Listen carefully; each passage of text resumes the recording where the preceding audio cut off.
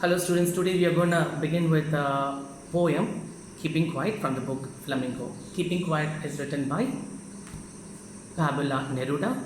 He is a poet from Chile. Originally this poem was written in Spanish language. Later on it has been translated into English. And keeping quiet, it doesn't mean that sitting simply, sitting idle and wasting the time. No, the poet doesn't tell so. Here he tells that keeping quiet means introspection, retrospection, and mindfulness.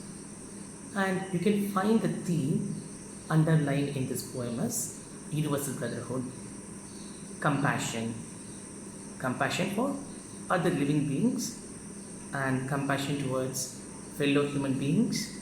And no country is an enemy country for us. Everyone is a friend of us. Everyone is a companion with whom we live together. So that's what the poet tells in this poem. So there is no need of war in any form. There is no need of war in any form. We have to be quiet and observe the silence. That's what the poet tells here. So let's go to the poem directly now. Now we will count to 12 and we will all keep still. We will count to 12. Why 12? Why not 10? See, 12 has got its significance. First, 12 hours, 12 months, 12 zodiac signs, and 12 sun signs. So 12 is a number which has got some kind of significance. And here he tells that 12, he will count till 12, and all of us should be silent. We should be still. We should not make any movement. For once on the face of the earth, let's not speak in any language. Let's stop for 1 second and not move our arms so much. Children, once on the face of the earth, let's not speak in any language. Here, language itself is a barrier.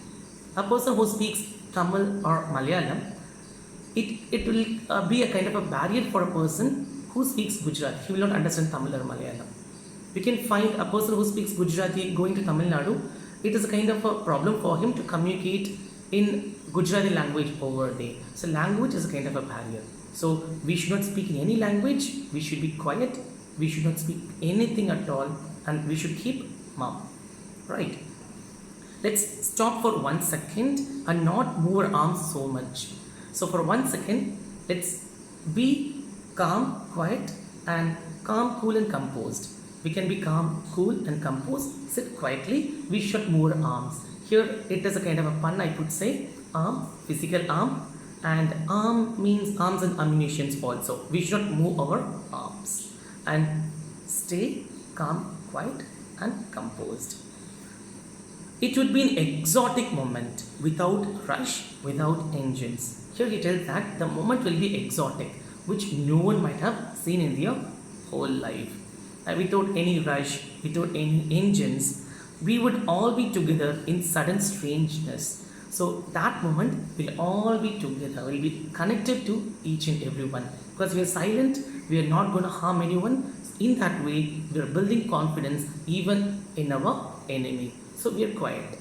Together, it is a motion taken care by the whole human fraternity, whole human community. So in that case, there won't be any kind of movement that may affect others' peace, or it may be threatening someone's life. Those kind of activities are not undertaken that particular time. So it is exotic. Fishermen in the cold sea would not harm whales, and the man gathering salt would look at his herd's hand. See, fishermen in the cold sea. As I told you, we are going to be quiet, and that is something like we are showing compassion towards the other living beings also. So fisherman will not harm whales, any other fish, I could say. The man gathering salt would look at his hurt hands. Now even man who is gathering salt, he should also keep quiet and he can look at his hands which are hurt. Those who prepare green war, those who prepare green wars. So the war we venture into, like we cut trees, we exploit nature. So here the poet calls that as green wars. So we should stop this green wars with gas. As you all know, we use chemical to kill or to what to say, to kind of cause of I should say that we went into war. We went into war. We have a venture to destroy a country or to at least affect some human being, right? So we should stop all those wars and wars with fire, nuclear weapons. We should stop those kind of wars also. Victory with no survivors. So many times we of course get victory, but there won't be any survivors at all. We would put on clean clothes and walk about with their brothers in the shade doing nothing. Here he tells that putting away all those nuclear weapons, arms and ammunition aside, and we should wear clean clothes and we should get along with our enemies. But we don't get along with enemies as enemies, but as their brothers, friends, and we'll walk with them with a sense of brotherhood. And in the shade, we don't do nothing. We just walk along with them and we don't do anything. Stand over there and sharing only the silence. What I want should not be confused with total inactivity. Here he tells that, the poet tells that the word keeping quiet should not be compared with inactivity and get confused. Inactivity is something like we sit in the classroom, we daydream and we waste the time. No, that is not the thing, something the poet tells. Here, keeping quiet means keeping quiet, a kind of a meditation. As I just told you in the beginning itself, introspection, retrospection. We can think, get into our mind, we can ponder over things, contemplate. All these things can be done, but it is not a kind of unproductive common quietness. It is a productive common quietness, right? Life is what it is about.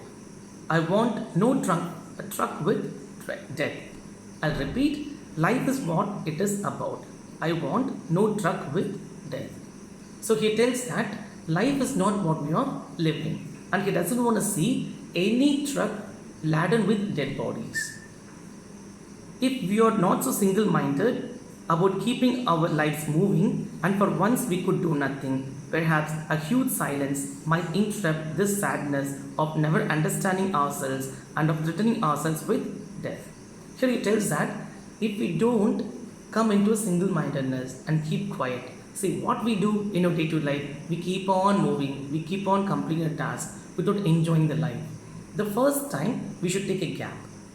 For the first time we should take a gap, think what all we have achieved, and then we have to resume. So that we can enjoy and we know what all we have achieved. So or else it's nothing like we keep on working and we don't enjoy it all, we don't know what exactly we are doing, we keep on doing and it is so monotonous also, right? So here the poet tells that, so that is sadness, we keep on working, break that, introspect, retrospect, think what all we have achieved, and that will bring happiness into it, breaking the sadness that we are undergoing, right? Perhaps the earth can teach us as when everything seems dead and later proves to be alive. Here, a kind of analogy has been used. I should say it's an analogy. Seasons. Winter, it is calm and quiet. It's like the earth is dead. There is no living being on the surface. It's calm and quiet. Later on in spring and summer, it rejuvenates. There is rebirth. Similarly, this silence also. Like earth's winter, it will be silent. And like spring and summer, when we come back, resume to our activity, it be spring and summer, will come back to real life, original life, in which we can prove that we are all living a fruitful life. Right, now I will count up to 12 and you keep quiet and I will go. Here the poet tells that, now I'm going to count till 12 and I'll be going, you all be quiet. So it's a nice poem, right? Hope you all understood. So any doubts, you can just get it clarified through the messages, right?